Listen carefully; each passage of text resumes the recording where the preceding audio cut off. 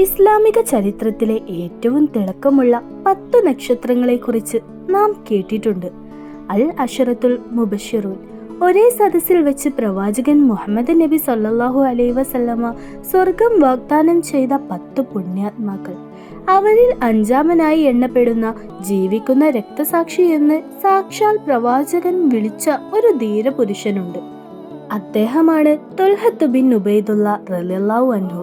സ്വന്തം ജീവൻ പണയം വെച്ച് പ്രവാചകനെ സംരക്ഷിച്ച, മദീനയിലെ മുഴുവൻ പാവങ്ങൾക്കും താങ്ങായി മാറിയ അദ്ദേഹത്തിന്റെ അത്ഭുതകരമായ ജീവിത കഥയാണ് ഇന്ന് നാം പങ്കുവെക്കുന്നത്. മക്കയിലെ പ്രശസ്തമായ ഖുറൈശ് ഗോത്രത്തിലെ തൈം ശാഖയിലാണ് ത്വൽഹത്ത് ജനിച്ചത്. ചെറുപ്പത്തിൽ തന്നെ അദ്ദേഹം കച്ചവടത്തിൽ അതീവ മിടുക്കനായിരുന്നു. വളരെ ചുരുങ്ങിയ കാലം കൊണ്ട് തന്നെ മക്കയിലെ ഏറ്റവും ധനികരും ആദരിക്കപ്പെടുന്നവരുമായ കച്ചവടക്കാരിൽ ഒരാളായി അദ്ദേഹം മാറി. നാട്ടുകാർക്കും കുടുംബക്കാർക്കും അദ്ദേഹം പ്രിയങ്കരനായിരുന്നു. അദ്ദേഹത്തിന്റെ നല്ല പെരുമാറ്റവും സത്യസന്ധതയും എല്ലാവരെയും ആകർഷിച്ചു. സുഖസൗകര്യങ്ങളുടെ നടുവിലായിരുന്നു അദ്ദേഹത്തിന്റെ ജീവിതമെങ്കിലും സത്യം കണ്ടെത്താനുള്ള ഒരു തിരച്ചിൽ അദ്ദേഹത്തിന്റെ മനസ്സിൽ എപ്പോഴും ഉണ്ടായിരുന്നു. അങ്ങനെയിരിക്കെ ഒരു ദിവസം ത്വൽഹത്ത് ഒരു വലിയ കച്ചവട സംഘത്തോടൊപ്പം സിറിയയിലേക്ക് പോയി. അവിടെ ബുസ്ര എന്ന സ്ഥലത്ത് വെച്ച് അദ്ദേഹം ഒരു വൃദ്ധനായ ക്രൈസ്തവ പുരോഹിതനെ കണ്ടുമുട്ടി. ആ പുരോഹിതൻ ജനങ്ങളോട് ചോദിക്കുന്നുണ്ടായിരുന്നു, മക്കയിൽ നിന്ന് ആരെങ്കിലും ഇവിടെയുണ്ടോ? ത്വൽഹത്ത് അടുത്തു ചെന്ന് ഞാനുണ്ട് എന്ന് പറഞ്ഞു. പുരോഹിതൻ അദ്ദേഹത്തിന്റെ മുഖത്തേക്ക് നോക്കി പറഞ്ഞു, അഹ്മദ് എന്ന പേരുള്ള അന്ത്യപ്രവാചകൻ മക്കയിൽ വരാനുള്ള സമയമായിരിക്കുന്നു. നീ വേഗം നാട്ടിലേക്ക് മടങ്ങുക, അദ്ദേഹത്തെ പിന്തുടരുക. ആ വാക്കുകൾ ത്വൽഹത്തിന്റെ മനസ്സിൽ ആഞ്ഞു തറച്ചു. അദ്ദേഹം കച്ചവടമെല്ലാം വേഗത്തിലാക്കി മക്കയിലേക്ക് തിരിച്ചു. മക്കയിലെത്തിയ ഉടൻ അദ്ദേഹം കേട്ടത് അബൂബക്കർ സിദ്ദീഖ് റളിയല്ലാഹു അൻഹു പ്രവാചകൻ മുഹമ്മദ് നബി സല്ലല്ലാഹു അലൈഹി വസല്ലമയുടെ പുതിയ മതത്തിൽ ചേർന്ന വാർത്തയാണ്. ത്വൽഹത്ത് നേരെ അബൂബക്കർ റളിയല്ലാഹു അൻഹുവിന്റെ അടുത്തേക്ക് പോയി. സിറിയയിലെ പുരോഹിതൻ പറഞ്ഞ കാര്യങ്ങൾ വിവരിച്ചു. ഇരുവരും ചേർന്ന് നബി സല്ലല്ലാഹു അലൈഹി വസല്ലമയുടെ സദസ്സിലെത്തി. അവിടെ വെച്ച് ഒരു നിമിഷം പോലും വൈകാതെ ത്വൽഹത്ത് ബിൻ ഉബൈദുള്ള റളിയല്ലാഹു അൻഹു ഇസ്ലാം സ്വീകരിച്ചു. ഇസ്ലാമിലേക്ക് ആദ്യമായി കടന്നു വന്ന 8 പേരിൽ ഒരാളായി അദ്ദേഹം മാറി. എന്നാൽ ഇസ്ലാം സ്വീകരിച്ചതോടെ അദ്ദേഹത്തിന്റെ സുഖജീവിതം അവസാനിച്ചു. കുടുംബക്കാരും നാട്ടുകാരും അദ്ദേഹത്തിന് ശത്രുക്കളായി മാറി.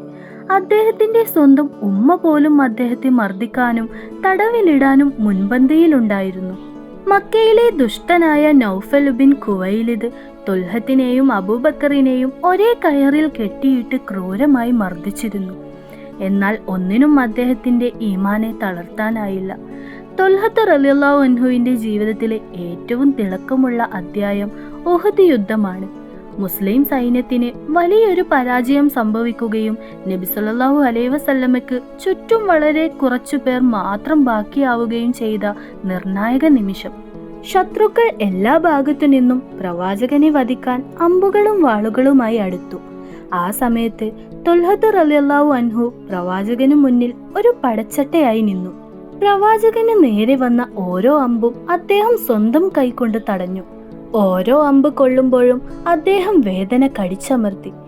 യാ റസൂലല്ലാഹ്, അങ്ങയുടെ ശരീരത്തിൽ ഒരു പോറൽ പോലും ഏൽക്കാൻ ഞാൻ സമ്മതിക്കില്ല എന്ന് പറഞ്ഞുകൊണ്ടിരുന്നു. ആ യുദ്ധത്തിൽ അദ്ദേഹത്തിന്റെ വിരലുകൾ തളർന്നുപോയി. ശരീരത്തിൽ 70-ലധികം വാൾമുറിവുകളും അമ്പേറ്റ മുറിവുകളും ഉണ്ടായി. രക്തം വാർന്ന് ബോധരഹിതനായി വീണിട്ടും പ്രവാചകനെ തന്റെ തോളിലേറ്റി സുരക്ഷിത സ്ഥാനത്തെത്തിക്കാൻ അദ്ദേഹം അവസാന ശ്വാസം വരെ ശ്രമിച്ചു.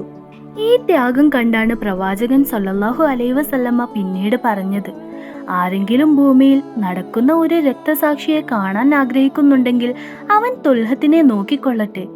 അബൂബക്കർ റളിയല്ലാഹു അൻഹു എപ്പോഴും പറയുമായിരുന്നു, ഉഹദ് ദിനം മുഴുവൻ ത്വൽഹത്തിന് അവകാശപ്പെട്ടതാണ്. യുദ്ധക്കളത്തിൽ മാത്രമല്ല, കാരുണ്യത്തിന്റെ കാര്യത്തിലും അദ്ദേഹം മുൻപന്തിയിലായിരുന്നു. അദ്ദേഹം ത്വൽഹത്തുൽ ഫയ്യാദ്, ഏറെ ദാനം ചെയ്യുന്നവൻ എന്നറിയപ്പെട്ടു.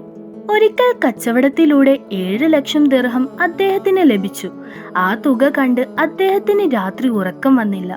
ഇത്രയും വലിയ സമ്പത്ത് എന്റെ കയ്യിലുള്ളപ്പോൾ ഞാൻ എങ്ങനെ അള്ളാഹുവിനെ കാണും എന്ന് അദ്ദേഹം ഉത്കണ്ഠപ്പെട്ടു. പിറ്റേന്ന് പ്രഭാതമായ ഉടൻ തന്നെ അദ്ദേഹം ആ മുഴുവൻ തുകയും മദീനയിലെ പാവങ്ങൾക്കും വിധവകൾക്കും വീതിച്ചു കൊടുത്തു. കുടുംബത്തോടും നാട്ടുകാരോടും വളരെ ലളിതമായും വിനയത്തോടെയുമാണ് അദ്ദേഹം പെരുമാറിയിരുന്നത്. തന്റെ സമ്പത്ത് ഒരിക്കലും അദ്ദേഹത്തിന്റെ അഹങ്കാരമാക്കി മാറ്റിയില്ല. എന്തുകൊണ്ടാണ് ത്വൽഹത്ത് ബിൻ ഉബൈദുള്ള റളിയല്ലാഹു അൻഹുവിന് സ്വർഗം വാഗ്ദാനം ചെയ്യപ്പെട്ടത്? അദ്ദേഹത്തിന്റെ അചഞ്ചലമായ വിശ്വാസം. ഏറ്റവും കടുത്ത പീഡനങ്ങളിലും അദ്ദേഹം ഇസ്ലാമിൽ ഉറച്ചു നിന്നു. ഉഹദ് യുദ്ധത്തിൽ പ്രവാചകനെ രക്ഷിക്കാൻ സ്വന്തം ജീവൻ നൽകാൻ തയ്യാറായി. സമ്പത്ത് മുഴുവൻ അള്ളാഹുവിന്റെ മാർഗത്തിൽ ചെലവഴിച്ചു. പ്രവാചകന്റെ ഓരോ വാക്കും അനുസരിക്കാനും അദ്ദേഹത്തെ സംരക്ഷിക്കാനും അദ്ദേഹം എപ്പോഴും മുൻപന്തിയിലുണ്ടായിരുന്നു. ഹിജറ 36 ജമൽ യുദ്ധവേളയിൽ അദ്ദേഹം രക്തസാക്ഷിയായി. അദ്ദേഹത്തിന്റെ മയ്യത്ത് നമസ്കാരത്തിന് നേതൃത്വം നൽകിയത് ഖലീഫ അലി റളിയല്ലാഹു അൻഹു ആയിരുന്നു. കരഞ്ഞുകൊണ്ടാണ് അലി റളിയല്ലാഹു അൻഹു പറഞ്ഞത്, ഞാനും ത്വൽഹത്തും സ്വർഗത്തിൽ മുഖാമുഖം ഇരിക്കുന്ന സുഹൃത്തുക്കളായിരിക്കാൻ ഞാൻ ആഗ്രഹിക്കുന്നു. ത്വൽഹത്ത് ബിൻ ഉബൈദുള്ള റളിയല്ലാഹു അൻഹുവിന്റെ ജീവിതം നമുക്ക് വലിയൊരു പാഠമാണ്.